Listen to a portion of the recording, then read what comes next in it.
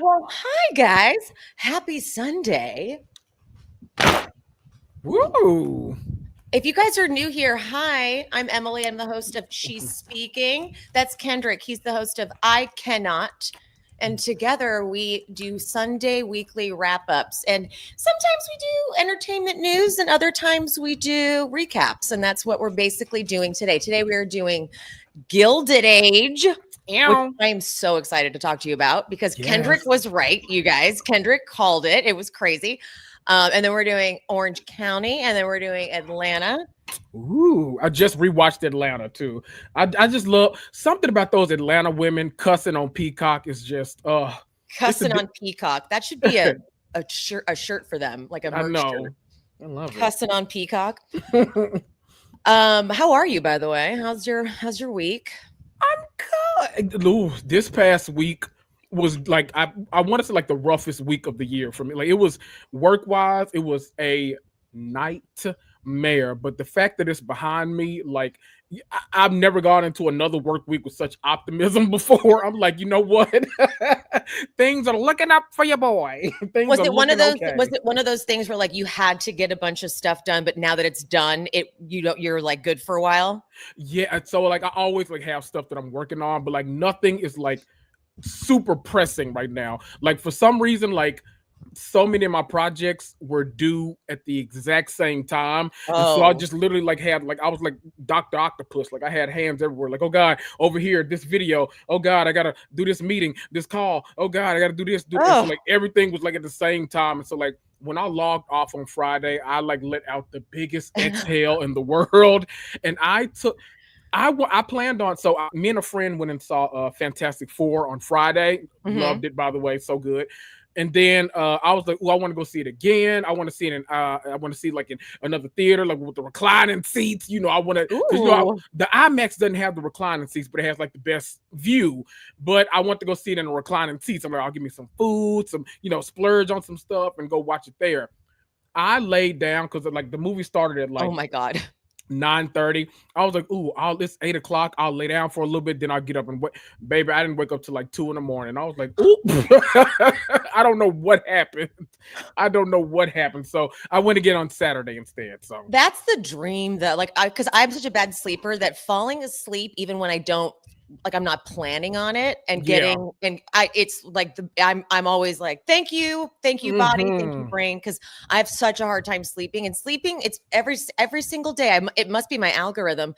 I'm seeing a new thing about how sleeping is so good for the brain, and sleeping actually makes you smarter, makes you live longer, and like napping, you got to be napping, and I do none of that well. So I got to get a power napping. I'm like trying to add it to my like daily thing to add in like they say 20 minutes is a sweet spot. Like get you a 20-minute nap in and then get back to like doing whatever you're doing. I don't even know how anyone can do that. Me neither. Because when I nap, oh bitch, it's like half asleep. Well, that's like because I've only ever, if I've ever napped, it's been a complete accident. Oh, like I've like one time this past Super Bowl, I was supposed to go over to my sister's for the Super Bowl thing, and I laid on the couch. And the next thing I know, I'm waking up and I'm like rubbing my eyes, and I had makeup on. I'm like, oh my God, what's happening? Where am I? What day is it? What time like is Kendrick it? Lamar, what's happening? Why are you on so early? No. And it was like the evening by that point. It was daytime. So then I was like, what day is it? Is it tomorrow? Right. Like, I have no idea. But I love it because I'm like, thank you. I needed the sleep. But I never can sit or like go intentionally nap and then be like, here I am. Oh my God, I'm the person that can fall asleep. Could. Oh, any circumstance I can fall asleep. But like the thing for me is the time. So like I'm like, oh God, I need the time. If I can just get the time, if I lay on that couch, I am out. Like I'm the person that's asleep on a plane before it takes off. Like I'm already like. I'm talking about like drooling, mouth open, probably snoring because I snore. Like, oh, I'm knocked out. Kendrick, what's it like to be God's favorite? It's pretty good in terms of naps. I'm sorry. That is my dream. That's something I envy the most that other people can do. My friend John can nap. I'm like, what is that like? Oh no. We gotta get you some naps going. It's honestly a mental anxiety thing. I know it is. It's like I can't like when I go and I'm like, is it okay if I'm sleeping right now? Like, is it all right? Like, it's a whole thing. Like, it's a whole psychological thing. I need to get back into therapy anyway, so I can probably unpack that. Right. Can I tell you real quick before we get started? Back in high school, there was a time, like it might have been like in like junior or senior year, it was like closer to when I was done with high school. But like I wasn't a big napper either. Like I was a kid in like, kindergarten. I was like, I'm not going to sleep. I'm like, I'm gonna sit on this mat. Same I'm just with gonna me. lay here. Same Right. with I'm like, me. I'm not going to sleep. Everyone else is like knocked out. I'm like wide awake, like, what's next? What we doing? But like high school, for some reason, I started like loving naps. I'm like, oh my God, this is the best thing ever. My dad thought that like I started doing drugs. He was like, oh nope, something's going on. He's like, he's smoking weed, he's doing something. He has never been a napper before, but now he loves a good nap. And I was like, you know what? Fair, but I'm not. I'm just like, I now appreciate sleep a lot more. That's what it is. God, that's what's so great about you, Kendrick, is you weren't on drugs. You were just napping to take care of yourself because you had good self-care. Yes. You listened to your body. Okay. Once I heard that like napping and like sleep like gives you good skin, I was like, oh, let me lay the fuck down right now. It gives you good skin. It helps you lose weight if you're on a weight loss journey. Like it's all of the things. And whenever it gets to the sleep part of the questionnaire, I'm like, poor, horrible, damn it. Right. And that's always where the doctor's like, "Oh, see your sleep." I'm like, I know, okay, I know. But me, I now, like as a fully formed adult, unfortunately, I keep taking away from sleep to do things that I want to do. And so it's like, oh, I need to start doing cardio in the morning. I'll just take away an hour of sleep and I'll do it then. So I keep like, and it's like not helping me with my goals. I'm like, I need to be rationally, I should be saying, oh, I'll just go to bed earlier and so I can get up earlier. But my brain, like at 2 a.m., just like, no, we're still having a good time over here. When I was on my like major health kick journey, this is like in the early ages of Instagram. So I was like documenting every workout. I was documenting all food. I was like, I was trying to get the Tone It Up program. Like, by the way, if you want to, that's what contributed to my eating disorder. And if you want to, 100%, because it was like, you had to follow this very strict thing and you used this hashtag, and the hashtag was what we all checked. And we were like, oh, you're doing great today. We'd be like encouraging. But if you didn't do well, you'd be like, oh my God, I'm the only one who's not doing well. It was horrible. Don't recommend it at all. What was the point of that? To tell us that was a public service announcement. We would not do that. Don't do that on Instagram. What was I don't even remember what my point. Oh, I remember sort of. Was I talking about? Were you talking about sleep? Yes. I'm not even stoned. Like maybe that's the problem, actually. Right. I don't remember what my point of that was, but just don't do that. Right. I literally don't remember what my point of that was. We have to get started anyway, Emily. Move it along. I'll segue us. Natasha in the comments said, Kendrick, your podcast episode yesterday was hilarious. Thank you. I jumped up because we're going to talk about Atlanta at some point. Kenya Moore set the internet ablaze, so I had to like do an emergency episode to react to that. So at some point when we get to Atlanta, I'm sure we'll talk about everything that transpired yesterday with all this like setting a fire that Kenya Moore did on the internet and how I don't believe it. So we'll see. Agreed. Okay, actually, why don't we start with Atlanta since you kind of segued us into that. Okay. Let's do it. So wait, why don't you tell everyone who missed it what Kenya did, what Kenya said? So Kenya went live on maybe Instagram, I don't know, on somewhere, chat. I was in the movie theater when it happened, and I was like, oh, this is a great movie. And then when the credits were rolling, I got on Instagram and she blew my high. So she said two things that like made the blogs. She said, number one, that she is not, well, all the blogs said she's not returning to the Real Housewives of Atlanta next season.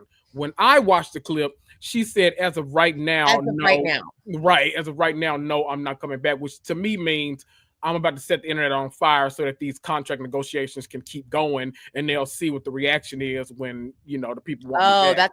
That's smart. Right. That's what I took of it when she said it. And then the second thing was she gave us some tea about who could potentially be joining the show next season. Thanks, I hate it. She said, number one, Pinky Cole, who, if y'all are ever been to Atlanta or, the restaurant, she has Slutty Vegan. So it's really good. It's that's really her? good. Yes, that's Pinky. I've heard of Slutty Vegan. It's really good, but brilliant branding. I mean, at no point when I had, because I just literally went, Cowboy Carter in Atlanta, we had Slutty Vegan that first night. But at no point while I was eating it did I say, you know what, whoever made this burger should be an Atlanta housewife. I never thought that. So not fully on board with that. And then the other person was K. Michelle. Well, okay. Oh, well, she didn't say the name. No, she did not say the name. She said someone from Love and Hip Hop.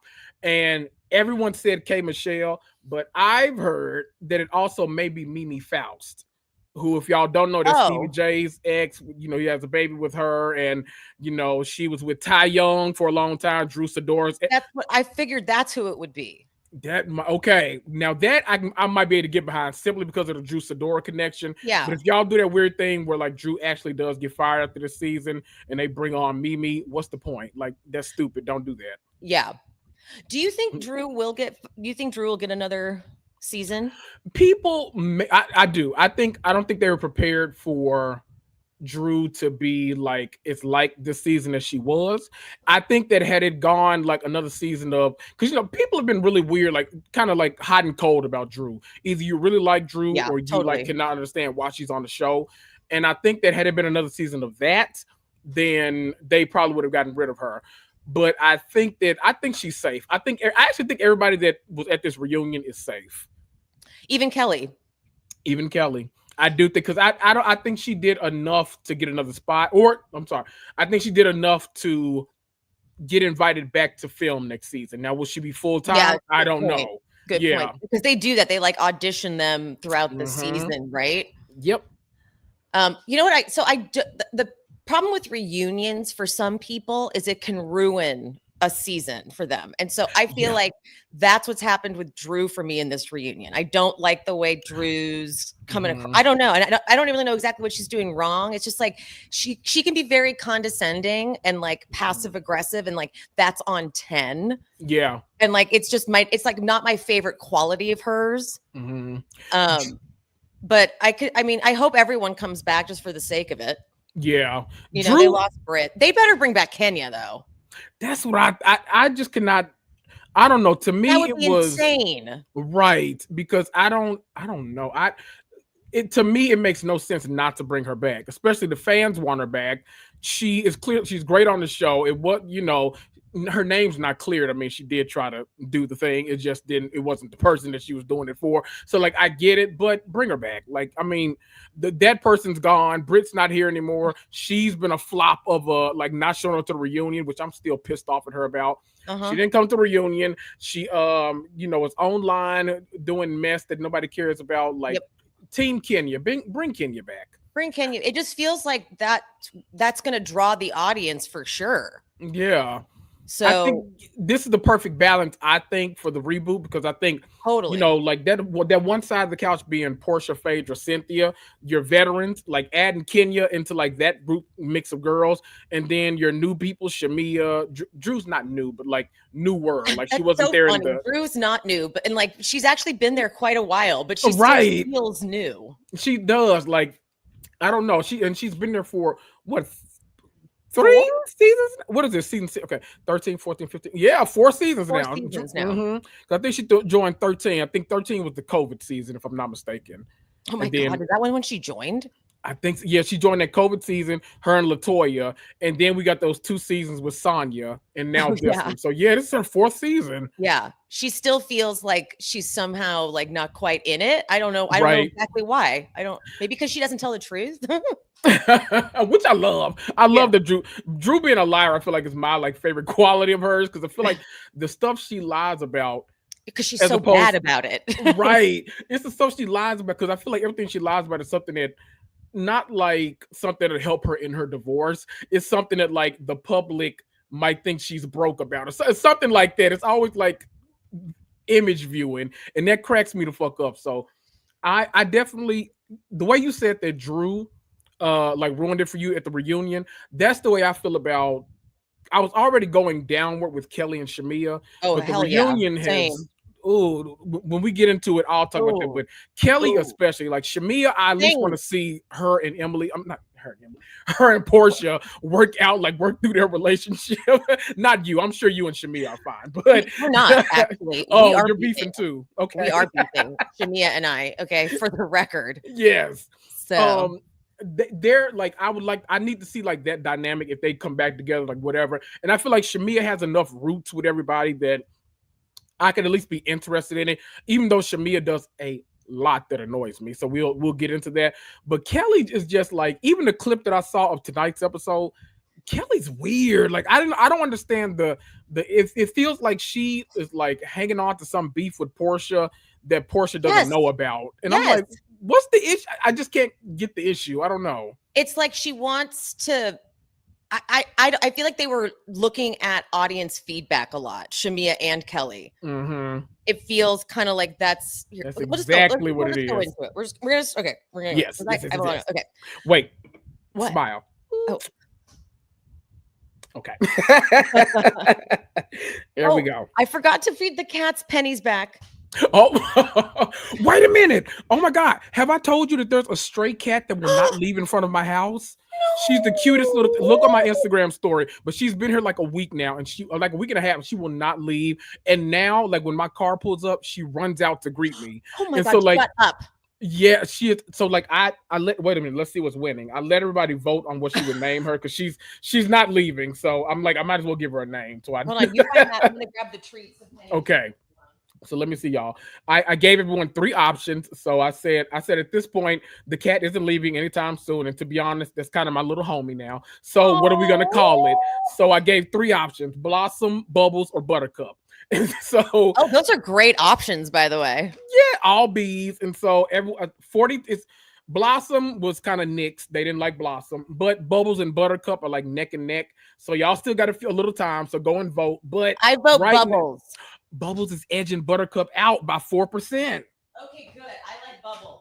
Yes, so I think she's gonna be little Bubbles, but we'll see how it shakes out. We'll see. Okay, good. Yeah, Bubbles. That's a great name for a cat. Bubbles the cat. Are you crazy? That's a great name for a cat. Oh my God, little Bubbles. Okay, well, speaking of like just trying to have shit with Portia, I feel like Angela is kind of trying to have shit with Phaedra. Yes. Because she's like, when she tells Portia she's disappointed that she believes Phaedra after she allowed you to carry a lie on another cast member. I'm like, are you going backwards to that? Right. And That's like, why? Weird. Like but that feels very much like looking at fan feedback, looking at comments. Yes, that's what that kind of feels like. Mm-hmm. And the whole thing with Angela and Phaedra was feeling like she just wanted that scene. Like she's like, I've heard about you. No one knows you in the rooms I'm in. And then Phaedra's like, well, I'm in the rooms where they're winning Oscars and Emmys. And I was like, ooh, that was a good one. Come on, traitors. But then Angela goes, you're breaking into those rooms. That's what I've heard. I'm like, but she's what? It's all so weird, but I don't know why, but like I was kicking my feet while they were arguing because it felt like this felt like Atlanta to me. Like her and Angela really does. Like I understand now like why people said that she would have fit in great with the old cast because she really does. Like she out of all the girls was really like came here ready to shade like you do at an Atlanta reunion. So she really was. Not everything landed, but she all like effort in. Yes, and she was really committed to like, nope, Phaedra was the one. She did this. Her brother, he's friends with her on Facebook, and that is 100% proof. And it's like, is it? and not one person is like, yeah, this sounds like it's totally that, except for Drew. Drew chimes in, but I do think Angela was correct to call Phaedra out for acting like she knew Charles. I felt like that was fair. Mm-hmm. I was like, because like she's like, what do you mean? I hung out with him 10 years ago. I'm like, but you really made it seem like you knew. Like I haven't heard he has a wife. I hung out with Charles, and I've never heard that. Well, you hung out with him 10 years ago. Exact. Oh, he comes out on this part of the reunion and a little clip I saw. Oh, he's ready to get into that. So I think they go, I think he's ready to be like fully team Angela too, because the people say he doesn't support his wife. So I think they might gang up on Phaedra a little bit. They might beat Phaedra up a little. I fear. He freaking better have her back because my God, throughout the whole season, we were like, just give her one little tiny thing, dude. Right. Just one. I don't know if this was on the actual episode or the like extended one on Peacock, but did you see them like dancing in the hallway? Yes. I love that. I was like, okay, maybe you do like her, Charles. Exactly. That's exactly what I said. I was like, okay, good. Okay. Right. We like this. Okay.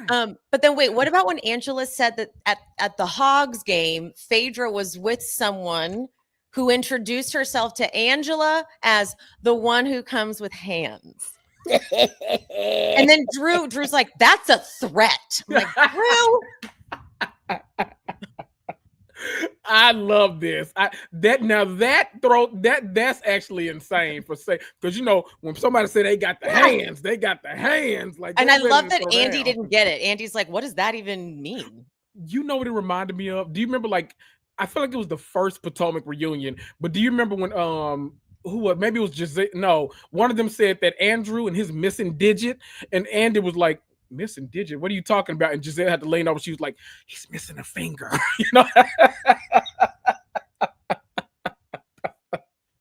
He's like, oh, he had to like hide his face in the cue card to keep from laughing in Katie's face. Katie, this is so off topic. Katie got married. Yes. I know. I just saw that today. Katie got married on July 10th, but before that had a manic episode. So he told her to stay off social media. So she did. But now here she is married. I'm like, I'm very concerned. No, very concerned. Who is this person? Yike likes. Yeah, for real. Wishing you the best, I guess. But here's what's also funny about Kelly, and I know I've pointed this out. She drinks and gets drunk very quickly. Like she asked for champagne at one point, so she's like she doesn't remember stuff clearly because she tries to call out Angela for lying in the after show, only for them to show the unseen clip proving Angela's point. Yep. I'm like, Kelly, girl. And you know that's what she was relying on. She was relying on them like not having that footage. Oh, yeah. And so she's like, oh no, I watched the episode. I never said that. I don't know where you got that from. But then everyone else was like, well, no, we were all there. That did happen. It's just not everything is gonna make it to camera, Kelly. So you gotta, if you're gonna like go that route, you gotta be sure that like that was not captured on camera. And it was, sweetie. It was. And it was like point blank, everything that Angela said. She's like, I don't remember saying that. Well, you did. Like verbatim. Angela bringing her birth certificate was hysterical. It was so cute. You got the little baby feet on the back. Like it was like her real original birth certificate. Angela Dion Reed. Dion. Yeah, Reed. Oakley. Of all names to forget, I couldn't remember Oakley. Angela Dion Reed Oakley. Something I loved from Angela was when she was asked about her daughter getting married and like keeping it from her. I think a lot of people, I myself maybe even kind of wondered if it was about the fact that her daughter married a woman. Yeah. But when Andy asked about it, she's like, oh no. Like she never even had to come out to me. I already knew. Yeah. That's what I hope most parents do. Like I don't even want a kid to think they have to come out. I feel like it's just like, well, here. And I love Cynthia relating because Noelle is fluid. And I love that they had that connection.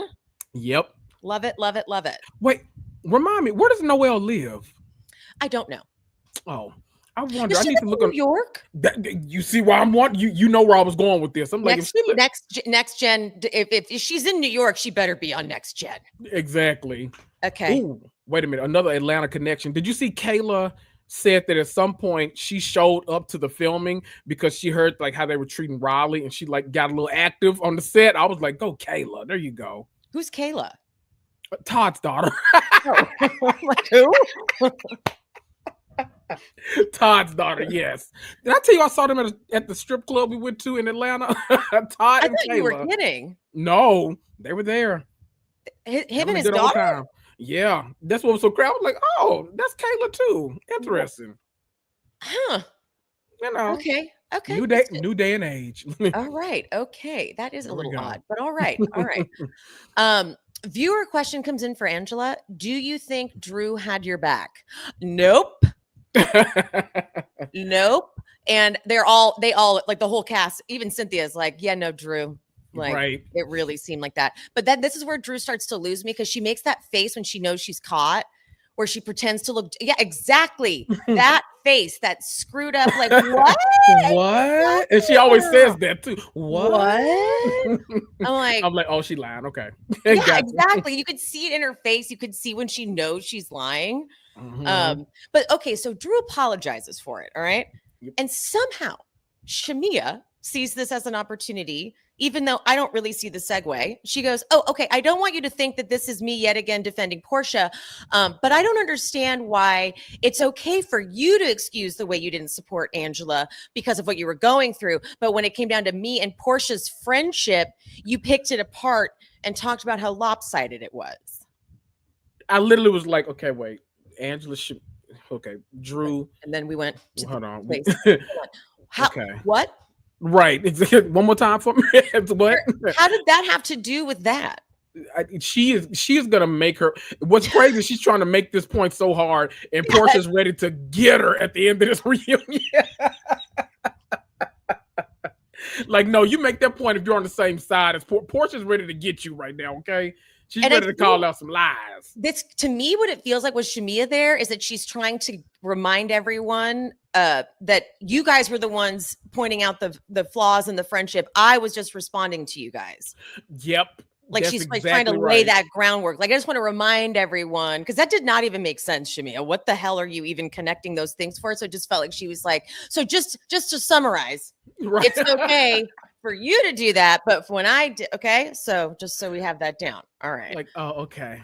Oh, and everyone in the comments, Amit, Angela, Be Wise, they're all saying that Noelle is in LA. But they're saying that there's supposedly a next gen spinoff maybe in LA. So Noelle. My God, I hope it's none of the freaking Richards sisters or the Richards daughter. No, is that their name? No, Umansky. That's their names. Ew, we don't even know them. We already had them on the what's that other show? That that Netflix show. Yeah, the one that got canceled, the Mauricio show. Well, maybe they got some free time now. I don't need to see any more of them. No, I'm good. I know. I just really hope it's not a lot of those kids. What? I could see maybe one or two of Heather Dubrow's kids. I could see that too. Yeah, I feel like which I'm not mad about at all. No. I feel Heather is debatable sometimes, but I feel like she raised a good crop of kids. So exactly, and their oldest son is actually getting kind of hot. I didn't want to say it, but I was like, how old is he? They got some good looking kids. I was like, okay. Yeah, no, the oldest son comes out in this past episode this week, and I was like, oh, okay. You know what?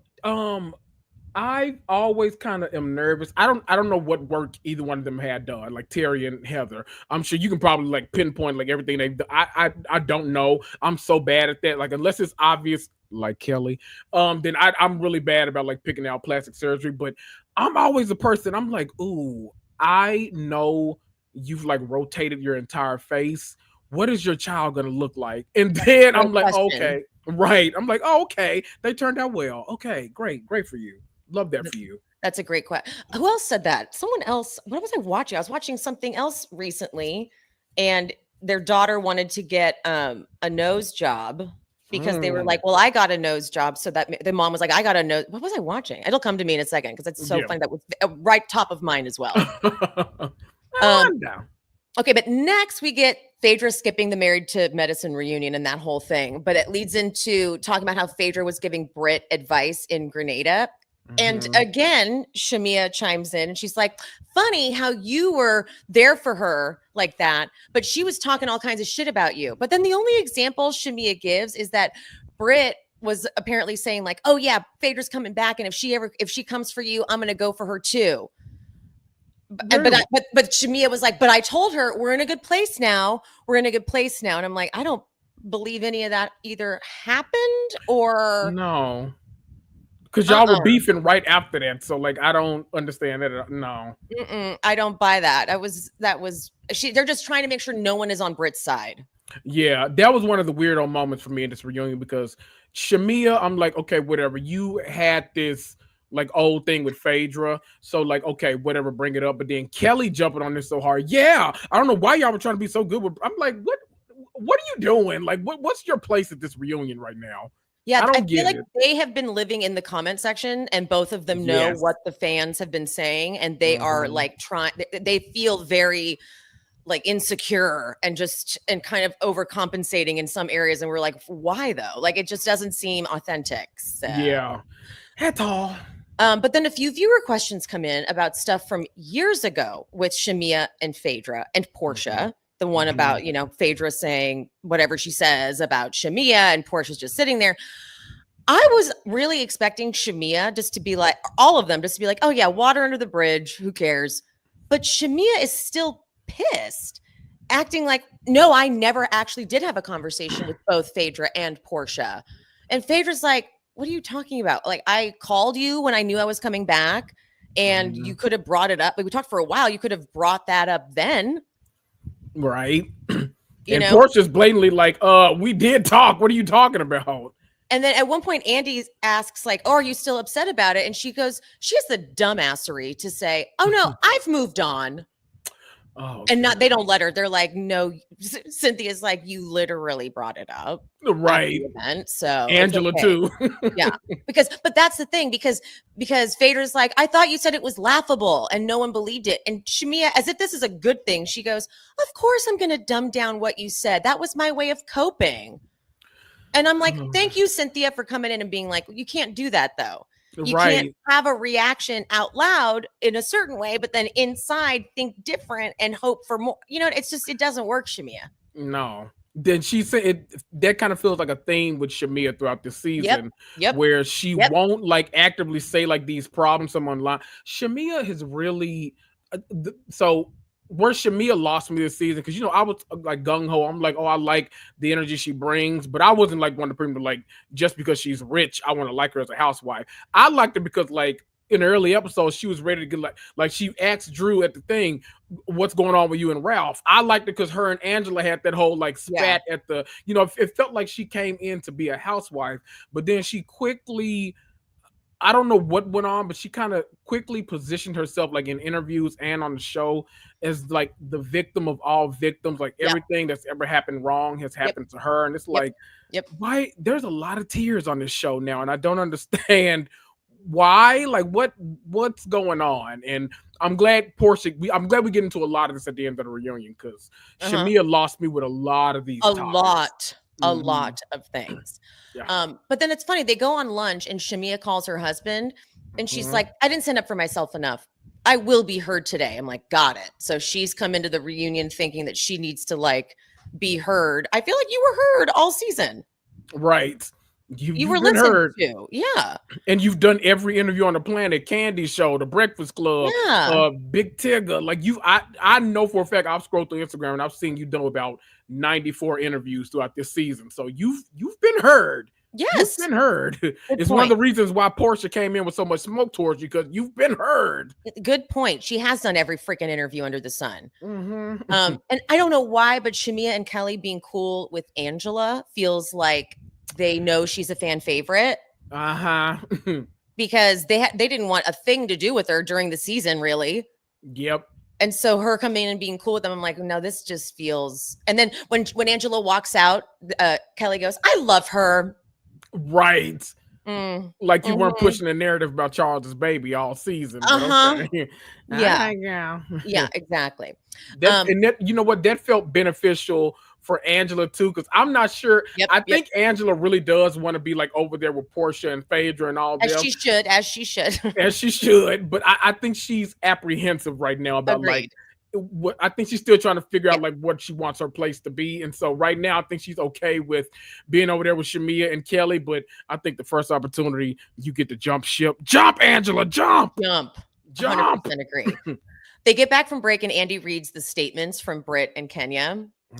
And the part of Britt's statement about the photos not being her, Andy brings up her Watch What Happens Live appearance, and they do the flashback to when she was saying it on Watch What Happens Live. I forgot how obnoxious she was on Watch What Happens Live until they played the clip. But she was like, it was clear Kenya was coming for me from day one. It was clear. And everyone's like, no. Because I'm sorry, the ring thing was so stupid. The ring thing was just stupid. Hmm. And she was dressed like that squirrel when she was on there, so that was weird too. What?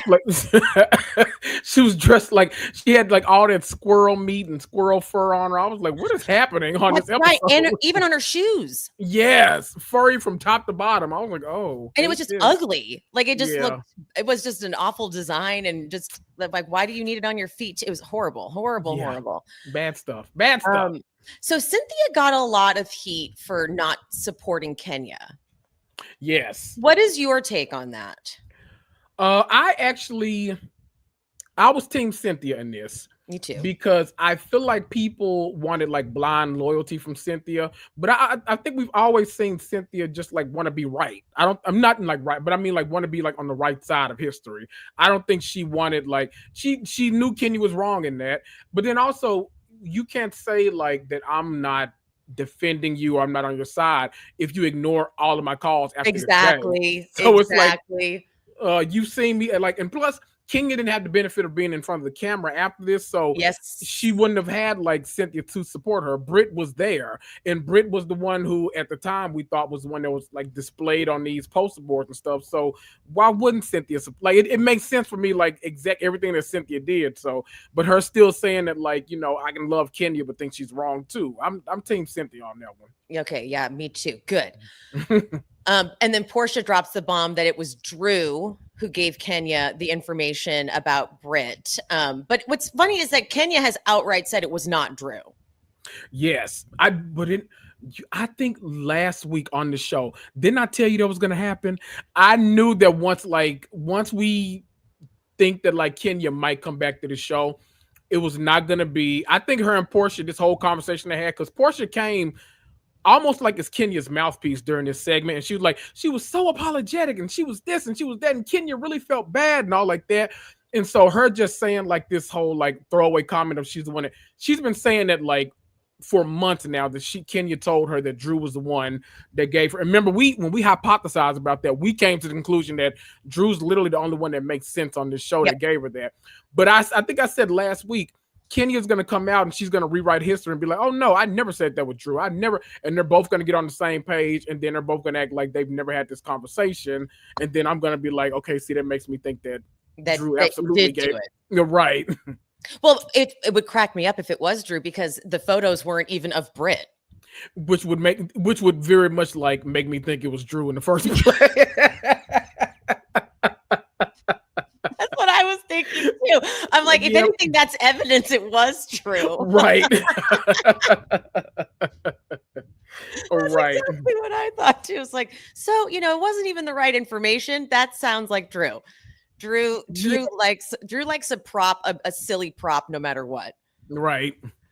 Hold on. Shamia's package. All right. Viewer question about Shamia shading Drew's career. Of course, Shamia is like, no, I didn't. No, I didn't. I'm like, no, you did. And it was actually very upsetting. Like it was ridiculous how much you were shading her career. Literally confessionals and like everywhere. Like, yeah.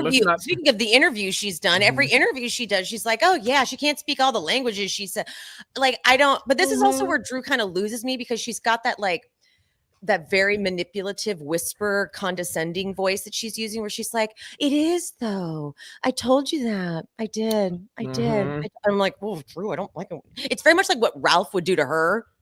Yeah. You know? So it's like it kind of whatever. But once again, Drew has a prop and she has the book, 5 Love Languages. Shamia is so upset because it's like totally proving that it's like, I wasn't lying. Right. Like this was the book I'm referring to. And Shamia's like, but it didn't say that before. That's not what the title. I'm like, girl, it's embarrassing at this point. Just take the loss. Like, oh my God. Loss. Let me say, because everyone was like telling us that the comment, God, what did Drew say? Oh, the Simon Says comment. Neither one of us found it funny, but everyone was like, no, it's hilarious. Like, laugh, funny, haha, like Teresa. I still don't think that she was funny. What was fucking hilarious to me that Drew said was at this showcase when Shamia hit those bad notes, and she was like, I never had trouble hitting these kind of notes, and she was talking about Shamia's song. That shit, every time I've seen it, cracked me up. So Drew can be very, very funny. It's just that was kind of lame to me. That was not. She's also at the very end of the couch too. Yeah. So I feel like Drew feels weird I feel like she's like, why am I down here again? She's probably very confused, especially because I mean, you and Kelly really could swap places. Like, Yes. I don't get why Kelly. Agreed. Couldn't agree more with that. Wow. Couldn't agree more with That that. was Maybe because weird. Shamia and Drew aren't good. Maybe, yeah. You know, I feel like Shamia didn't deserve first chair anyway, though. Honestly, I knew she'd get it, but like, I think we can. I think we can all probably agree about that. But I think I always knew it was gonna be Portia and Shamia. But I think Shamia started fading very fast into the background. But I knew her beef with Portia will be enough to get her that first seat. Yeah.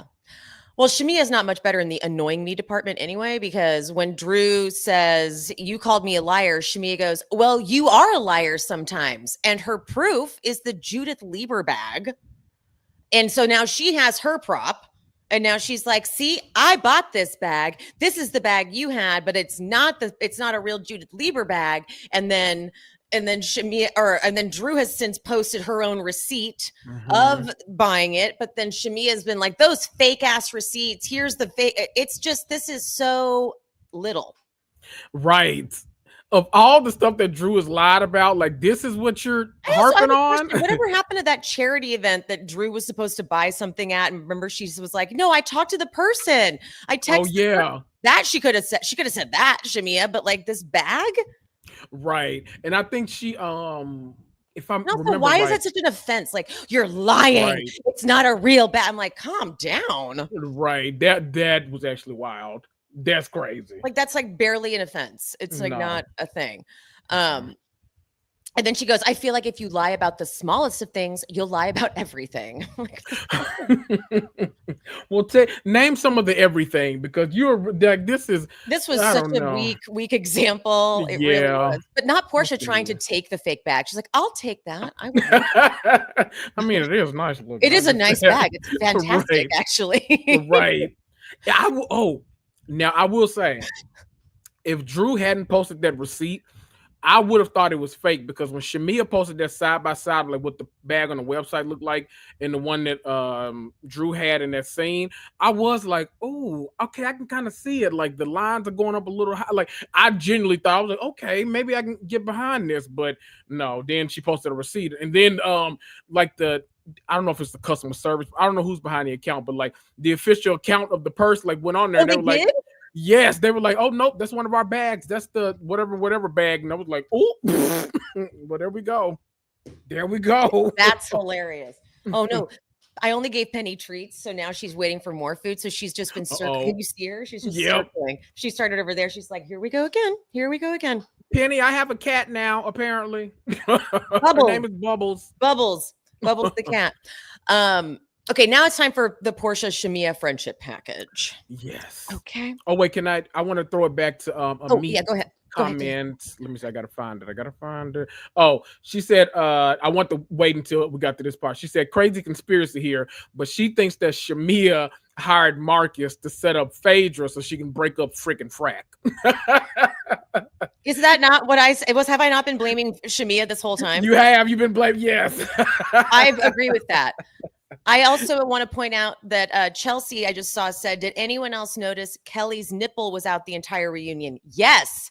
But if you notice, when they come back from a break or something, her hair is in front of the nipple in question. So like her glam team must have been like, this keeps slipping, so we're just going to keep your hair in the front, because you could see like the glue that was supposed to be on the dress and on her. You could see it like not quite adhered. It was, the whole dress is a mess, but I'm like, and now you're not even staying up. I was about to say, honestly, if they were gonna put the hair in front of it, should have just changed dresses. That would have been a win. Yeah, for me, but literally when because I had my eyes on it, and then when they came back, her long hair was all over the front of it. I'm like, ha, got it. She strikes me as the type. I don't see her like, when you look at yourself on camera, you're either like, ooh, way too much, I need to like dial it back. She does not strike me as that type. I think we're gonna get like even more over the top fashions that are gonna be like very visually overstimulating, and her calling herself the fashionable one of the group this episode, I was like, that alarmed me too. I was like, oh, okay. It's like, wow. It's one thing if you don't think you have style and you're just like, this is what I show up as, fine. But if you think you're bringing fashion, yeah. Baby, that's a lot. We have a problem here. No. I don't even know if you're in the top 5 at this reunion in terms of clothes. So. No, it's honestly one of the worst dresses I've ever seen. Even the color yellow is wrong. It's like right. It's like a weird mustard yellow gold. It's like it's not good. Not good at all.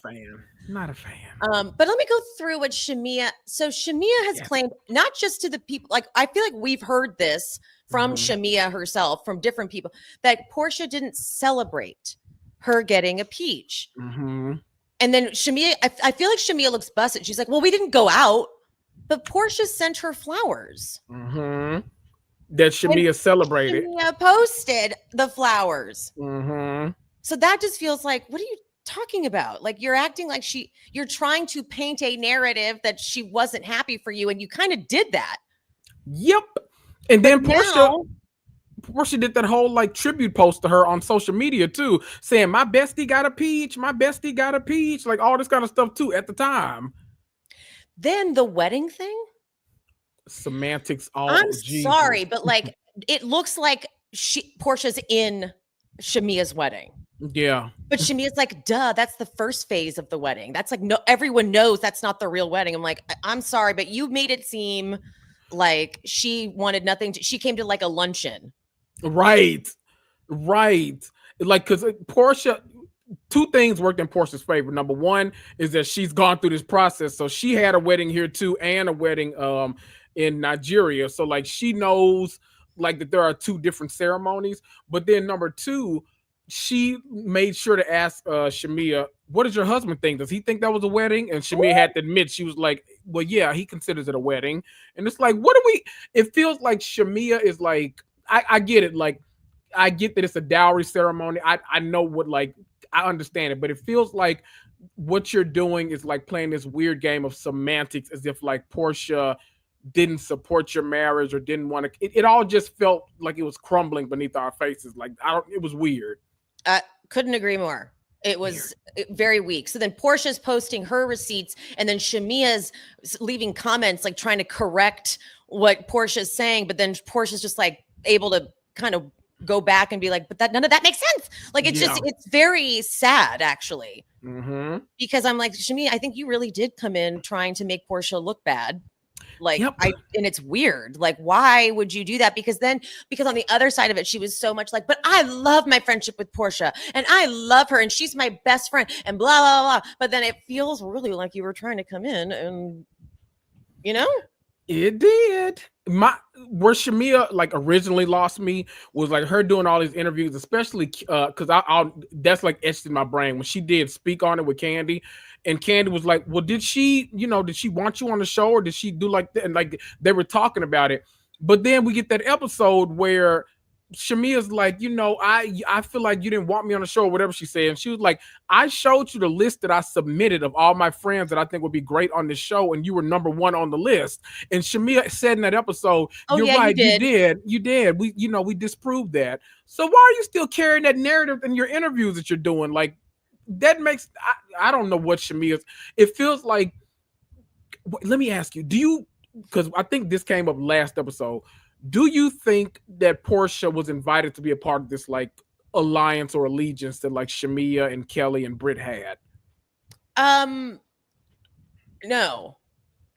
I don't either, because I feel like the thing that convinced me was Portia said in this episode, why would I do this when Kelly in the first episode, like since first episode, has been shading the hell out of me? And I'm like, oh, that's such a good point, because literally she came in asking, well, she shouldn't have stole that lady's husband. Like, and I'm like, that don't feel like an alliance to me. I don't know. I don't know. It doesn't. It feel like Shamia's talking out of both sides of her mouth across the board. Right. Exactly.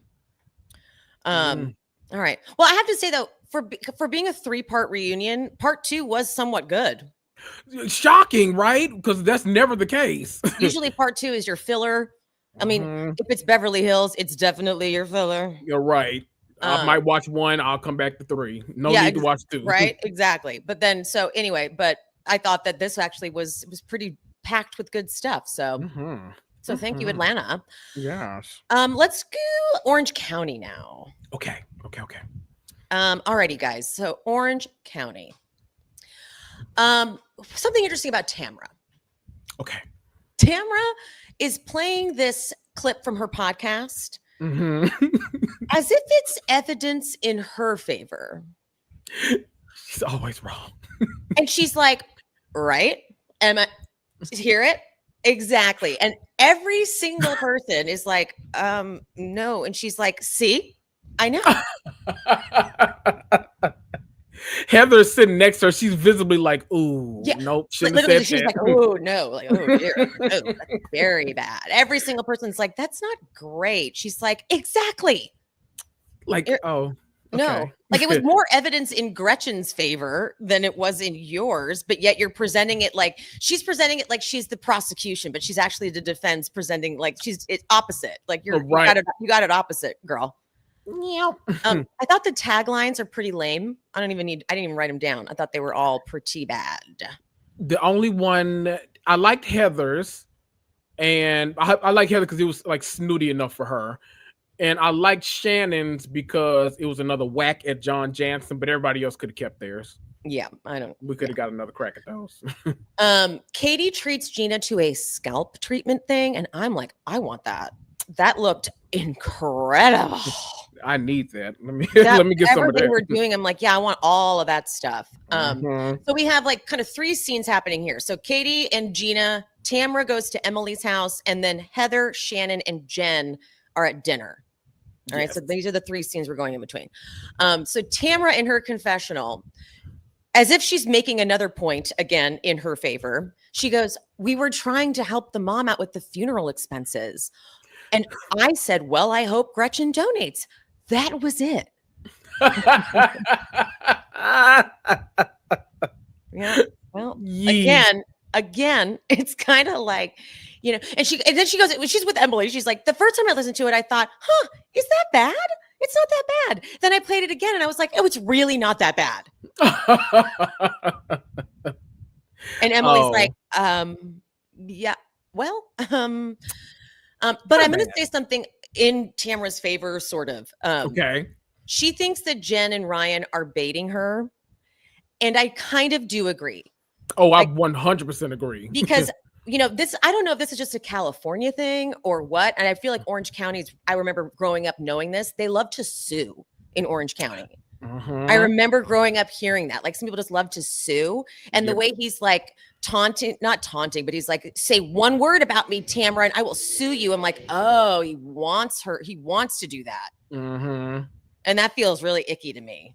And now he's got like, ever since her and Eddie were like on the street and made that apology video and like clarify what they, ever since that, now it feels like he has the court system to like use to like, oh, I want to control this narrative. Like now I'm going to say what I want to say and you can't do a thing about it.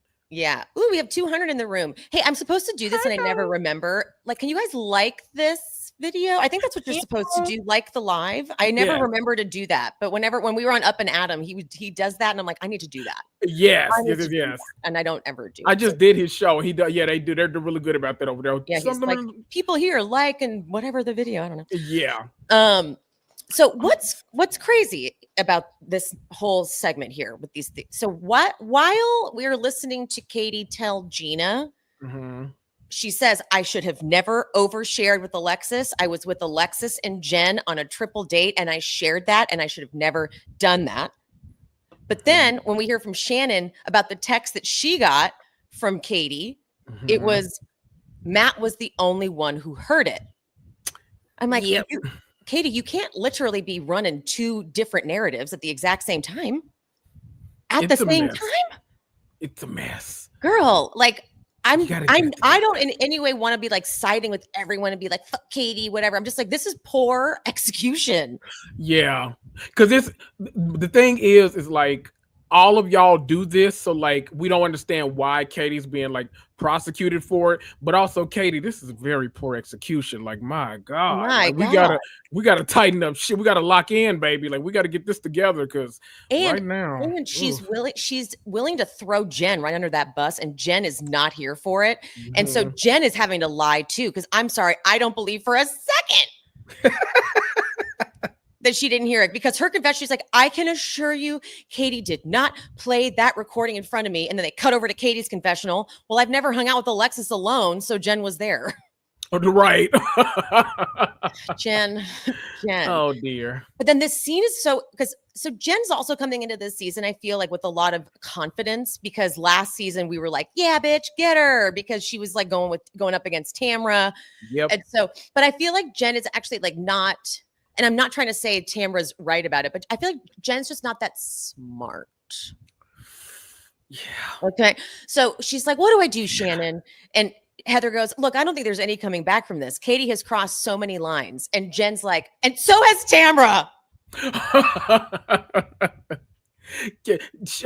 She knows who she wants her bone to be with this Exactly. season. That's why that whole Heather mess. She's like, nope, we gotta keep this focus on Tamra. I said this on my recap last week. I said, I don't think Jen did not anticipate Katie doing so much. Yeah. Because she thought, okay, perfect. We're just going to pick up where we left off. Everyone hates Tamra. But instead she's like, guys, what are you talking about? Right. Remember, we hate Tamra. We're moving the goalposts. Like, no, that's not the way I want to go. Let's stay over here. Tamra's the devil. Stay over here. But then Heather is throwing herself a belated birthday party. And Heather thinks she can just casually mention to Jen that because Tamra's attorney told her not to be in the same room as Ryan. So I don't know. I don't want her not to come, and I want you to come as well. And I'm not telling you not to bring Ryan. I'm like, oh dear. Right. So Jen's like, you're choosing Tamra because that's my husband. And there was like a moment of a pause too, where they were like, not yet. It took a moment. I caught it. The editors made sure to be like, wait, not yet. But then she's like, who did nothing? I had to sit there and argue that my kids lived in a safe house and was never raided by the FBI. Like, if that's real, that is no joke that you would have to say that. Right. You're like, I'm sorry, what happened? There was an FBI raid? No, there wasn't. Like, that's a lot. Yeah, that's a lot. So Jen is like still living in that place, and she's looking at Heather like she's expecting something from Heather. Yeah. And so Jen goes, this is so painful that you just asked me that. And Heather goes, I didn't ask you anything. Right. I don't know why that was so funny. She's like, I didn't ask you shit. Like, you kind of did. You kind of did. Yeah. But Jen goes, just don't invite me. Why do you side with her? Why do you lower yourself? Ooh. And I love when Heather goes, no, that's bullshit. I will say that if anything was going to work on Heather, that would have been it, because like Heather always sees herself as like, I mean, her damn tagline is, I like to take the high road. That's why I live in the hills or whatever. I live in the hills. So like it makes sense to like play on the fact that like, oh, you're lowering your standards to be friends with Tamra. Like you would think that would work, but Heather clocked it immediately. She's like, oh no, don't do that. We get more context from Katie though with her family. Yes. We get which honestly just kind of makes what Emily said at the reunion so much worse. Ugh. You know what I mean? Like when you see the full context and how much they struggled and how much what went into it, I'm like, Emily, I just wish you had fucking followed up here. Yeah. That's it. Followed up and like, wow, that was harsh, because like she's even being reminded what she said, and she's like, yeah, okay, but that was to her face.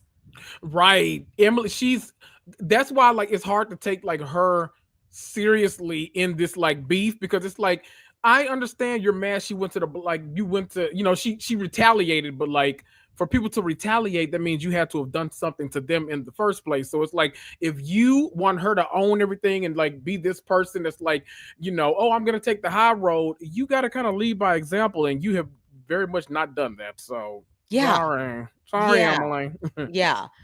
Heather and Tamra get lunch, and I'm not kidding. The conversation is so strikingly similar to a conversation that the two of them had in season 10, where Tamra cries about what she's going through. My life's been really hard. And Heather's like, you're strong. You got it.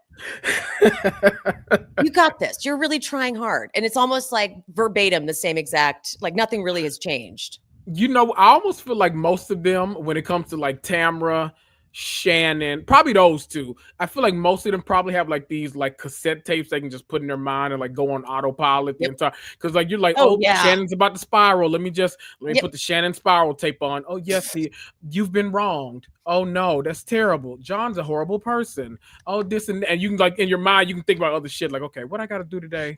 Let me see. I gotta I gotta stop by the post office. I gotta mail off that package. Let me see.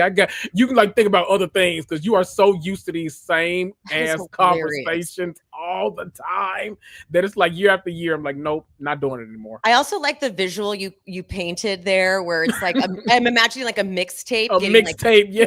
You put in and hit play. Like, let's go. Here we go. Press play. There we go. On the cassette. That's exactly how I pictured it. Right. You've been wrong. Okay. Heather's birthday party. I did not need to learn about Slade's broken penis. I don't need to learn anything about Slade. I don't honestly. ever need to learn anything about Slade. Can we cut anything and everything out that has to do with that, please? Wait, I love that. I think it was Chelsea. Chelsea in the comments earlier said, raise your hand if you're already sick of Gretchen and Slade. And we have a lot of hands going up in the comments. It's love like, it. because with Gretchen, you have to get Slade. Why? Right. You know, like that's the that. problem is that Slade felt like he wanted to be a housewife, and that's what is really annoying about him. It's like it's not your fucking show, dude. He's gonna find that camera. He's always gonna find that camera, man. Yeah. Oof. All right. Well, then finally, Katie and Shannon talk. Shannon, I'm sorry, she's drunk. I got to call it out. She's absolutely drunk, 100%. She's got a buzz. And the way she's talking, she's like, "What you did was illegal because I expected my privacy." I've been outspoken about my thoughts on Shannon. It's like Shannon. It's always a crisis. Always crisis. Always. Even when there's like no reason for it to be a crisis, it's a justified crisis for Shannon. Shannon finds that whatever she's done is justified. So she's like, the day that you recorded me, I was upset. And Katie goes, I don't remember what it was about. And Shannon goes, it's none of your business. Jeez. What it was about. And Katie's like, okay, you came in and it was on speakerphone. And that's why. And Shannon like thinks she can lie. She goes, no, I went outside. Clearly you didn't because there's an audio recording of you, Shannon. Right next to her. So no. Right. But then this is where I'm like, Katie, this is just incorrect because she's like, I was on a call with a potential investor and I had to get off the call. That's why I was upset. I'm like, no, that's not it at all. Nope. You know? Nope. Because why would you even do that, first of all? Like, why would you be on a call at this gallery shoot? Like, that would be not a good time to be on a Zoom call with someone that you're trying to woo to invest in your company. So I don't believe that. I don't know why she's sticking to it too. And it was your first season too. So like, I'm not trying to like aggrandize this, but like it's your first season and you're a housewife. Like you're not planning other things that day. This is your photo shoot. You've made it into the official cast. Like, no, I don't. I'm not sold that you were on some important business call and you said, oh, you know what? Yes, we're talking about millions of dollars, but hold on, Shannon is spiraling right now. I got to call you back so I can record her right now. Katie, Katie, call me. Call me, Katie. I want to help you with the lies. Okay, we got to get this stuff figured out. Yeah, because it's like they're all over the place. They're all over the place. Shannon goes because she's like, I was on a call with a potential investor, and Shannon goes, well, then take a fucking walk outside. Ooh. Chills. She goes, I've gone to the bottom of the. And she's full like that breathy Shannon voice. I've gone to the bottom of the barrel with these women. And never once has anyone recorded me behind my back. And Katie goes, do you know who it went to, Shannon? My husband. Alexis never heard it. And I'm like, okay, no, you just. Okay. Story number 9. Okay. Where are you? Katie, I can't defend you. Damn it. Because then it is funny that Shannon, of all people, is like, Katie, I worry about your mental state. Because it is funny that Katie goes, you worry about my mental state? Like, girl, okay. Mine? I don't want to be rude now, but okay. All right, sure. But then Shannon's super shaky voice. No apology will ever measure up to how much you violated me. Because I now put you in the category of John Jansen. Girl. Okay. And Katie goes, okay, so I sued you for $75,000. You recorded me. Jesus. And sent it to Matt. And then Shannon loves this line. I will never, ever speak to you again. She did it verbatim to Vicky at the season. What was that? 2011 reunion. Pretty sure she said at the Tamara at some point last season too, and Yeah. then of course hugged it out with her at the reunion. Yeah, I will never, ever, she always does that. I will never, ever speak to you again. You are the most evil person I've ever met. That's where she lost me. That's where Shannon, okay. And then she stands up and she has the nerve to go, I'm not going to let you rile me up. I'm like, oh, it's already happened. You're riled. You're riled. You're riled all the way up. All the way up, lady. Wound. Yeah. Katie, if she was smart during that, when she said, you recorded me, she should have like pointed over to a camera. She's like, you're being recorded right now. Like something like to remind you're on reality TV, because they always make it seem like that's the worst thing that ever happened. I feel like I'm a very unpopular opinion on this, because I know it's sort of like the obvious thing. Like, well, they're on reality TV, so they shouldn't be upset about being recorded. Yeah. I do feel like it is different. I feel like if I was on a reality TV show with you, with other friends or whatever, and we know what we're filming, we know that, but then I find out that you're like secretly also audio recording me, I'd be like, for what?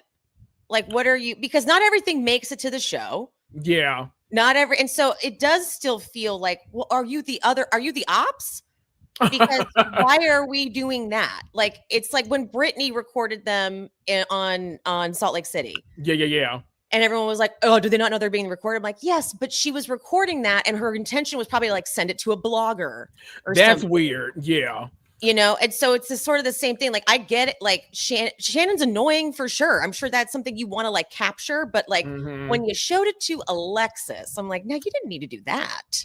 That's true. I think there are times when people have recorded audio and used it correctly that I'm like, okay, I see why you did that. Because I remember like, I think like basketball wise is a good example where like OG kept feeling like they were always like giving her the villain edit, but really we were like missing a lot of the pieces. That'll do it. Oh yeah, when she quit that season, like the episodes were airing and they were like trying to make her look bad, she would like literally on Instagram upload the audio, and she's like, nope, this is how that conversation went. And people were like, oh my God, that's entirely different than how.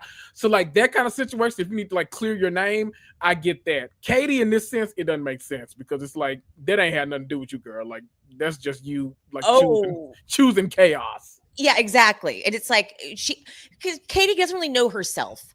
I feel she's like figuring out who she is. So she's very much like she'll be all in with one group and then all in with the other group and not like consistent between the two. You know what I mean? Right. But it's tough because like Emma, like I don't really get what Gina is so mad about. I don't really understand what like Gina's confusing me this season. Very much. She was so pissed at Katie, but then they went and got the scalp thing, and then it's like it's okay. I don't know, Gina. I'm not 100% sure. Me neither. What is the problem? Or then I don't. Whatever. All right. Shannon. Before we go over to Gilded Age, Shannon is that line. I could not get over there. But her saying that, like, you're now. What did she say? You're the worst person. Like, whatever she was saying to like make Katie's like the worst person ever. I'm like, Shannon, we've been with you for like a decade now. We've seen like people like I think you sent like was it Tamara? Who did she send a picture like of her like bruises when she was in Hawaii? Like we've seen a lot. Vicky, like we've seen a lot of like, and John Jansen and Alexis last season were horrible. We've seen a lot. Like I get it. Like the audio, like her recording you, it would piss me off. But like that's a huge overstatement to say that like she's the worst person. She always does that. Shannon always does that. She goes so over the top. Nobody can ever be in the middle. It's either like you're my best friend or my worst enemy. And it's like 100%. Jeez. That's 100%. I see some comments pointing out that they recorded Kelly when they were in Ireland. Oh yeah, past trip, so that's why they're being hypocrites. I still am going to argue again. Sorry, I know this is so annoying of me, but when they're filming, like when they're actively filming, yes, they should be. They can record and stuff, and that's like kind of understood. But they were at a gallery shoot. They weren't unless they were filming that day. It's just if you think like just because you agree to do the show, like if you and I were both on a show and then you and I were hanging out outside of the show, yeah. And I found out you were recording those conversations to save for later. I'd be like, what the fuck? Why? Yeah. Because you only want it for one reason. You don't like me and you're trying to down. Exactly. So it's like, oh shit, well, never mind. I don't feel comfortable anymore. I just feel like there's some things that, like, once you cross over and become the person on the other side of the camera, like the star, there is just a little bit of protection that's like, well, okay, we're not going to be like that to each other. Yeah. You know, like I would never record someone that I liked and be like, this is just for me, for fun. This is just right. for me. The only time something bad. The only way I could justify it is if somebody is like constantly showing themselves to be a different person on camera than they are off. Like if they're terrible, like if we find out like Heather Dubrow is like the worst person to ever live and she's talking down to you all the time, she's this and that, but on camera she's like, I don't understand what her issue is with me. I treat her so well and I'm always so not. Then I'm like, okay, get her. Yeah, but it doesn't apply to this situation. No, like in every way, like when it's something like that, the narrative you get on camera is so different than the real person. Then it's like it's such a different. Then I'm right there with you too. I'm like, no, I want to hear that because it doesn't make sense. But when it's just to record Shannon's meltdown and then play it for Alexis, I'm like, why Alexis? Yeah. That's going the part to Alexis that just took it to a weird place. Like you could have recorded it and just sent it to Matt. And that's honestly, Shannon should have not been mad about that, but it's because she knows Alexis heard it. Right. First it was a video, then it became an audio recording. And I'm still not 100% sure. I think it's a video. Yeah. I think it is too. I think so. Yeah. Also, the last thing I kind of love that Shannon like took this Love Hotel thing so seriously that like to the point where she's still dating all these guys. She's like still bringing them around. Like I knew for Giselle. Like I was happy she was on the show because she's gonna be like entertaining, but we all knew for a fact Giselle wasn't gonna date none of those dudes. But like Shannon was like, oh no, these are viable candidates. I might actually try to do something with these guys. Earl, okay, he fizzled out. I've got 2 more that I actually found interesting. Let me continue to date them and see where this goes. And we've seen them now on screen, so I'm like, you know what, fair. Shannon's like, they're friends. They're just friends. Right.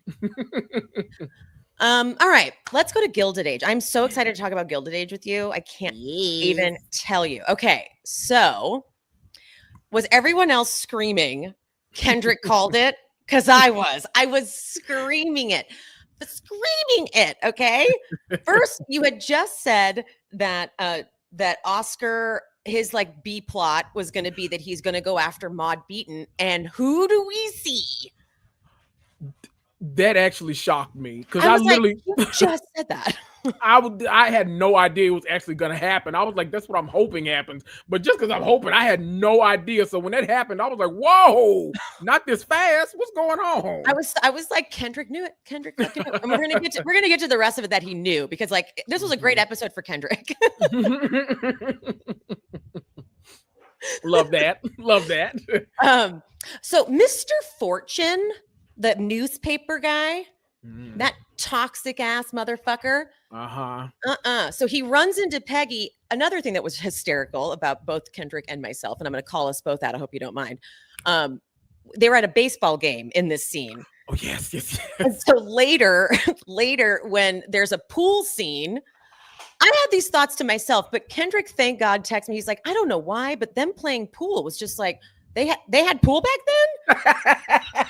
And I said to him something like, yeah, I'm not even really sure what the years are that we're even in. And then I just looked it up. It's like late 1870s, 1880s. And he's like, that could have been BC for all I know. Right.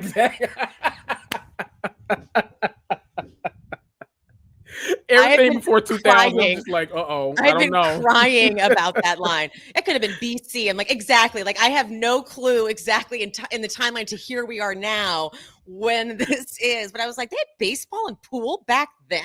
Right. I'm like, oh, y'all been having some fun. Okay. Before Christ came down? Like, what what's happening? We're both so dumb sometimes. Like, I know. I'm like, oh, me. We're so stupid. I think I even said that. I'm like, Kendrick, we're both so dumb. Like, yes. we really. But anyway, I literally was on the couch. I was like, look at that. Wow. How long? Let me look this. You learned something new. Been around. The history of these sports, really. Right. Like baseball. Wow. Okay, guys. But Mr. Fortune runs into Peggy and Hot Doctor there. And he like manipulates her and he's like, hey, you love interviewing interesting people, don't you? Why don't I give you this assignment? Only you could do it. His kids are there too, by the way. Just weird. I'm like, go away, sir. Right. Creep. We'll get to more of that later. But I was like, I don't trust you, toxic. You're married. Right. So, okay, Daddy Russell fired Clay, and both you and I were like, we're worried about him. So, and when in the teaser for this episode that's coming on tonight, he has partnered up with someone. I'm like, how did you not see it, George? How did you not see? I could tell Clay was like, oh, I'm worried. Because he's the one out there making the connections. He's going to be able to do something shady. Exactly. Now the person that close to you, you're never supposed to piss him off. Never. So, and you fired the man. So it's like, oh boy. Yep. Oh boy. Real bad. Real bad. I thought this scene was fucking hilarious. Marion brings up the mail and Peggy's there doing like letters or whatever with Agnes. But then Marion sees that it's a letter from Mr. Fortune. Mr. Fortune, huh? But Agnes doesn't know about Peggy and Mr. Fortune. So Marion's just like, are you sure that's wise that you go do that? And Agnes is like, for what reason? Why would it be strange? Right. Maybe you want Hot Doctor to join you. No reason. Just pointing that out. Peggy. Pointing that out to you. When you spill too much tea in public, it's like, oh, nope. Bring it back. I kind of thought she was like almost trying to be obvious too. I thought she was like, Peggy, I don't know. Why would that be weird? Right. Weird. All right, I'm gonna go now. I'm gonna go get something to eat. Bye, Peggy. Right. Let me blow up your life before I go and try to marry this person. Because I also think it was like fucking with Agnes too. Agnes is like, what's happening? It's like, right, girl, we'll get you later. So Daddy Russell is sending Larry out west to charm them into selling to him because Daddy Russell is not listening. He does not want to hear that they need more money. He does not want to hear that they're not going to sell. He's like, my son will do it. Okay. But before that, Larry proposes to Marion. And I can tell these actors love each other because both the actors were crying in the scene. Like they were like, they wanted the characters to get together. They were like, yes, we've done it. We've done it. It was so cute too when Larry goes in with Marion and tells the aunts. And Amy's like, oh, we couldn't be happier, could we, Agnes? And Agnes just goes, not possibly. So stoic. Just like I love her. I love her so much. But this is when Larry spills the beans about the clock being sold. He's like, great news, right? First the clock, now this. They're like, I'm so sorry, what? Right, what's happening? our footman sure did.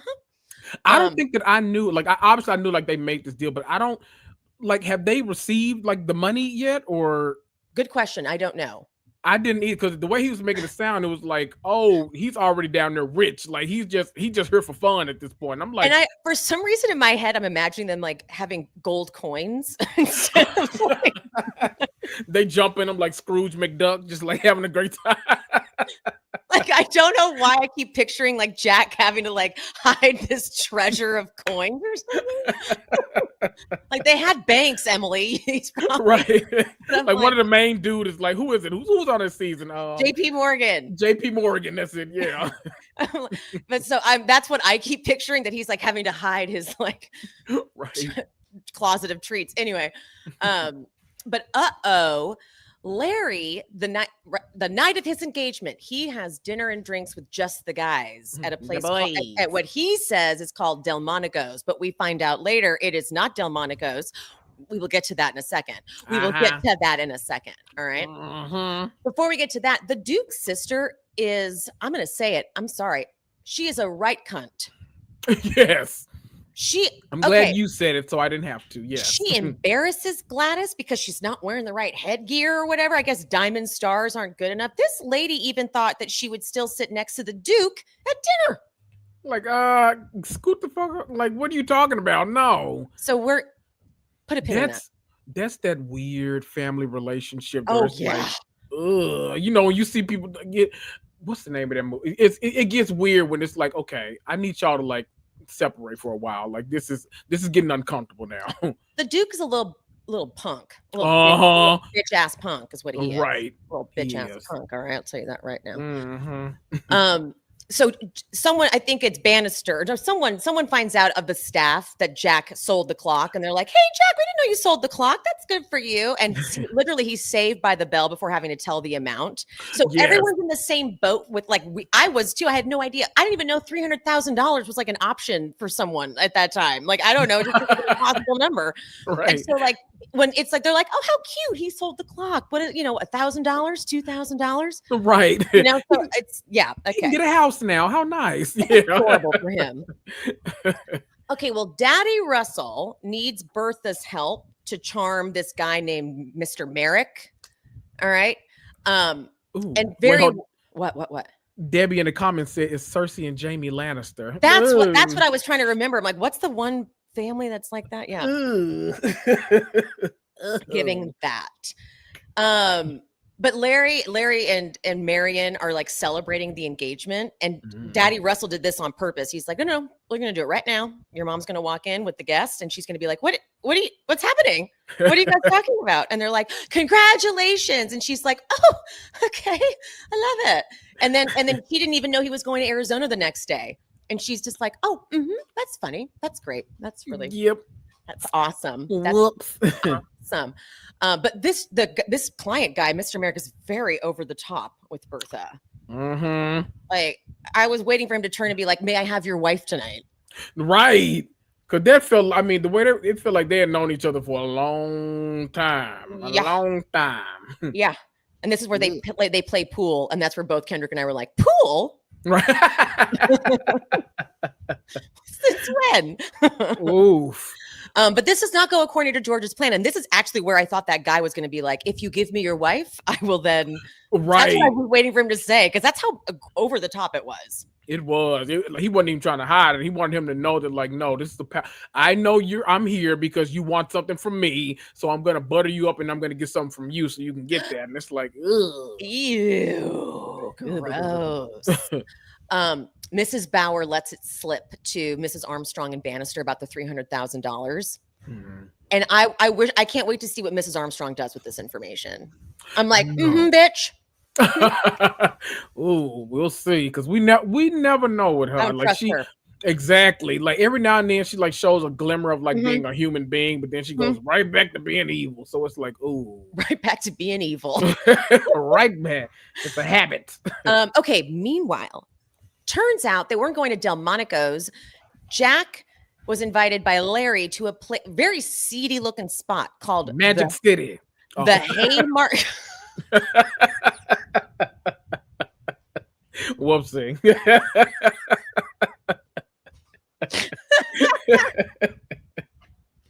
Whoopsie. That was perfect. That was perfect. The Haymarket. But I mean, there's a drag queen there. I'm like, hey, queen, get it. But I'm sure everyone else is doing the same. But I was watching with my arms crossed, like, Larry, what are you about to do here? Because then at one point, a prostitute clearly comes over and she's like, can you buy me a drink? And Jack's like, no, thank you. Sorry. Then I was like, Larry, what are you going to do? Larry, what are you going to do? And then he just kind of waves her off. I'm like, all right, that's allowed. Okay. That's allowed. Okay. You're going to start the engagement off right. Okay. Okay. Right. But then he sees Maud Beaton. She's going by Dolly Trent now. This is what's so interesting too about a time when there wasn't cameras, really. So like, you can't do that. You can't do that now. You can't be in like the same neighborhood and just be like, I'm just going to stay in this house. Right. That's what I was like, did you not leave? Like, what do you have y'all like been like next door to Oscar this whole time? He just didn't bother to look. Like, what is happening? The same thing. I'm like, how long have you been here? Right. I don't know why I believe that she left town because that's what she said, but I'm like, she just like go to the whorehouse then? Right.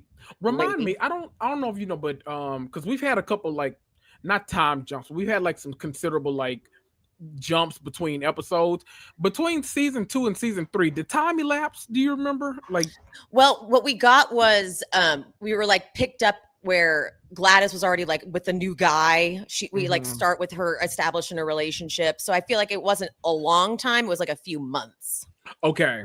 I was wondering that because I was Because like, well, Marion and maybe. Larry too. Remember Marion and Larry? Oh yeah. And she's like, it's only been however many months or 6 months or whatever. She might have actually said the exact amount. Yep. So that would have been that. Mhm. But okay, Bertha and George have a very tense scene in her boudoir. Yes. Okay, they go back and forth, and you can see it slipping. And this one, I was like, maybe Kendrick was right, because you see, Kendrick had kind of an unpopular prediction. I was like, no, that's crazy, but he wondered if Bertha was going to push it a little too far. And you know what? Your instincts were right. Your instincts were right.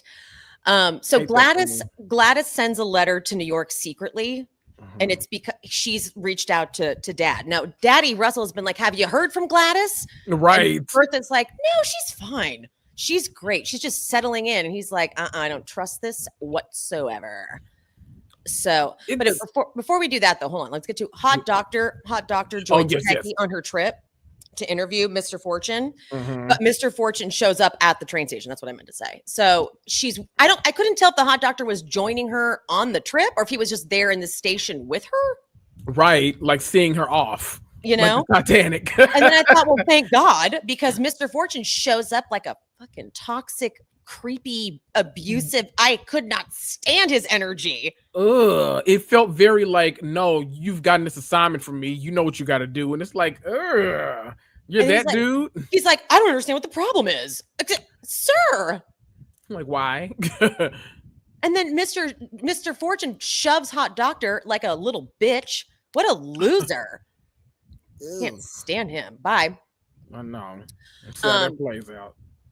Oh, wait, hold on. Another thing that you and I talked about too about Oscar was that we really wanted Oscar to be living his like best sugar baby life. Oh, yes. And there's a scene where Oscar and John Adams are at lunch. And I'm like, okay, this is kind of what I was thinking. Notice we're not at his office. Notice we're just seeing him at lunch. And I'm like, so, just this is sort of what I pictured for him. Yes. Dining with his friend John Adams. Like that's what his job is. Yes. Just going out, getting a good meal in public, that way you're seen, but you're not like, you're not thrown under the bus. I still I like picturing him with the lingerie, like you had said too.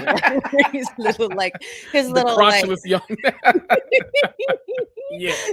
A little bustier. Yes. Under the coat. That's what I need it to be for sure. I kind of feel like I feel bad for Cynthia Nixon that they're giving her character this like whole ghost whisperer, like silly scene where her blocking is so stupid. They're like, okay, Cynthia, you're going to look up like you're talking to a ghost who's up there in the air and like deliver this really emotional monologue. I'm like, come on, guys. Don't make her do that. That's just embarrassing. It feels like, I don't know if this is I'm wondering what they wanted to convey to the viewer with her storyline this season. Like, is this supposed to be like when grief can't be overcame, or what is, or is this like the right? Like, is this the early stages of grief? Like, what? I don't know what I'm supposed to because I feel like she's far gone. It's like, oh, I don't know what we're doing right now. What's happening? This exact question. I was like, so is her arc that she's going nuts? Right. Is her arc that because we barely knew the guy, we barely knew Luke. Unfortunately, you guys had him there and gone within the same couple episodes. Like it wasn't very long. So I'm not attached to Luke, and so I don't really understand either why Ada is, because I wasn't a part of it enough. So I kind of don't know why we need to linger on it. I don't understand. Right. It's just I don't know. Okay. Well, speaking of, the gals head to Newport. And Mrs. Fish, who I would so be the Mrs. Fish of this group, gossipy little bitch. Love her. She's having the first big event of the season or whatever. Yes. But Aurora, Mrs. Fane, we love her. She is being so outcast because of this divorce, and I hate it. And Mrs. Astor has no business being all judgy because her daughter's husband is challenging people to duels. Right, in the paper. Okay. Jeez. you pointed this out to me, but Bertha's dress at this event, the black and white. Oh, she had some beautiful clothes. Yes, This yes, yes, episode. yes. She's probably having so much fun putting all that on. Like I know. It's such a good time. Where did you land? At one point, you were like, "Ooh, I'm gonna buy me a Gilded Age outfit." I feel like I might still do it. There you go. I feel like maybe season 4 premiere. Maybe you spend some time and look for a good one so you have it to wear for the season 4 I feel premiere. like you should have one too. I'm gonna come in whatever Oscar wears underneath. Yes. That's it. That's what I want to see. There we go. But the whispers as Aurora walks in, like bitches literally scatter when Aurora sits down on the couch. They're like, "Oh God, we can't even near someone." I'm like, "Bitch, like, calm down." Like, okay. Bertha will talk to her though. Bertha's like, "Please, hey lady, you were the only one who was cool to me, so we're good." Right. Then Marion has to take Aurora home. Because they're like, I felt so bad for Aurora. She's just the sweetest little thing in the entire world. I can't even stand it. Marion is just too kind for this world too. She's just the sweetest little kid. Like just everything she does. It's like, oh, Marion. But thank God Mrs. Fish tells Mrs. Astor to her face, what's what? You hypocritical bitch. Yes. She's like, here's the question you gotta ask. Are you willing to exile your own daughter from society? Right. Because if not, you can't do it to Mrs. Fane. Boom. Okay. I love her. God, I love her. God, I love Mrs. She's so Fish. good. She's so good. Yeah, she is. Okay, Bertha returns from Newport. And George has just received Gladys's letter and he walks out. He's like, I knew it. I knew she was miserable. And he goes, I was like screaming at the TV, you guys. I was like, Kendrick said it would happen. Like I was screaming. He's like, you made me weak and I find that hard to forgive. I'm like, oh dear. And then she goes, I can fix this. Believe me. He's like, that's the problem. I don't believe you anymore. And then he says this, my heart sank. He goes, do what you want. Don't expect me to be here when you get back. Oof. Yeesh. And we always like, she normally, like, no matter what, she kind of like keeps up her hand. She, go to, what did she tell us the last week? Go to bed, George. Go to bed and wake up sensible. Yeah, like she normally has that kind of retort, but at the end of the episode, she's just staring like she can't believe what all is happening. It's like the first time you kind of feel like, oh no, Bertha's not gonna, she doesn't have this under control. Like, ooh. And I think that's what is so great about this show and the way they develop the characters is you think that like this is the person's like Bertha's going to always win, but even though Bertha's so ambitious and so she's not going to always win. She's going to make mistakes. And like, that's cool. You don't usually get that. You usually sort of get these very linear character development things, but it's like, and I love that this episode we're going to get tonight, Bertha is going over there to give Lady Cunty a piece of her mind. Damn you, Lady Cunty. Damn you, Lady Cunty. And that actually sounds like a compliment, actually, because I would love to be called Lady Cunty. That would be a great nickname for me. Like Lady Cunty, hey, like I know that bitch over there. There you go. Lady Sucker. How about that? Sucker. Gotta give her an old school name, Lady Jive Turkey. There we go. Wait, Lady Junebug. Lady Junebug. There we go. Junebug. Wait, let me call out. I want to call out 2 comments. Okay. We were talking about Ada's husband. Debbie in the comments said, literally, they got married. He coughed. He died. Literally, that's like the entire arc in like 3 episodes that we saw from him. Like nothing else. So I don't know why like we're supposed to be like attached to him, but I guess it's just for her own personal journey. I don't know. That's what I'm saying. They're giving they're just doing it so that Cynthia has something to do, it feels. And I'm like, this is what you give her to do? Which is crazy because like she's had such a huge change from this season to that one. They feel like they could have went like 1,000 routes with it. Like you're the one that's in control now of the money. Like go out. Have we seen her like climb through society or something? That would have been so interesting while Agnes like has to sit on the sidelines. Like that's great dynamic. But this, I don't know. Instead, we're dragging this out. Like she's like I don't know if they were worried that it would seem like Ada moved on too fast. Right. And so they were like, well, let's make sure we really like honor it because Ada's going through a lot. And it's like, yeah, no, we get it. But like literally, you guys, we met him and lost him. Right. So which really felt so fucked up, actually. Like, even when I was watching, I'm like, damn, that's really fucked up to do to this character. Right. God. Like, as soon as he started coughing, I'm like, uh-oh, are we? No. And then sure enough, he's dead. I'm like, whenever anybody coughs before the year like 1999 on TV, it's like, oh boy, oh no, what's going on? Uh-oh. It's like when you see, I talk about it all the time. It's like when you see like on TV someone driving in a car and they show up from like this angle where like they're like this and they're driving. You're like, oh, they're about to get hit. They're about to get hit. I know. They always get hit. Yes. Anticipating it. You're like, here it comes. It's coming down. Yep. Every time. The other one I want to call out was, do you listen to the Gilded Age podcast? No, do I need to? Coffee Chat with Chicago Cat said HBO has a Gilded Age podcast whereby they jump into American history for comparisons. It's worth a watch. I've listened to like maybe 1 or 2 episodes, but I don't listen to it regularly, but it's always at the top of the charts too. Like Gilded Age is so popular that like the TV charts is always like at the top, like after an episode. So I feel like I need to start listening to it. Because I do love that we can get a history lesson in this. Right. Because clearly we need one. So so we might need to jump in. Honestly, there's that's the best way to end this episode. Thank you guys so much for ending on a high note. That was perfect. Kendrick, you're everything. Love you. Thanks for tuning in. We hope you enjoyed the show. And make sure you're subscribed to and following the I Cannot with Kendrick Tucker podcast and with Kendrick Tucker on Instagram and Threads. She's Speaking with Emily Hanks is available everywhere you get your podcasts, on YouTube, and also exclusive bonus content is available on the Patreon. If you want to support our shows, please rate and review on whatever platform you listen, or you can buy us a coffee. Links for everything will be in the description. Love you all. See you next Sunday.